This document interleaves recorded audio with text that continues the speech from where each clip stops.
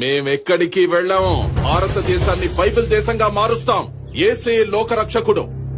భారతదేశానికి కూడా ఆయనే రక్షకుడు. భారతావనికి కుటుంబ విలువలు నేర్పింది రామాయణం. రాజధర్మాలు సామాజిక సంబంధాలు చెప్పింది మహాభారతం. భక్తి మార్గాన్ని చూపించింది భాగవతం. కర్తవ్య బోధ చేస్తుంది భగవద్గీత. ఇందులో మీ యేసెక్కడా? జాతికి జీవం పోసింది తపస్సంపన్నులైన మహర్షులు. మాకు మార్గదర్శనం చేసింది గురువులు. బుద్ధికి పదును పెట్టింది ఈ మట్టిలో పుట్టిన తత్వవేత్తలు. ఇందులో మీ యేసెక్కడా? రాక్షస మోకలు చెలరేగినప్పుడు ఎదురొడ్డి పోరాడింది మహావీరులు. భరతమాత బానిస సంఖ్యలను తెంపింది స్వతంత్ర సమర యోధులు. ఇందులో మీ యేసెక్కడా? చరిత్ర మాది, పోరాటం మాది, బ్రతుకు మాది, భవిత మాది. ఇందులో మీ యేసుకి ఎలాంటి సంబంధం లేదు.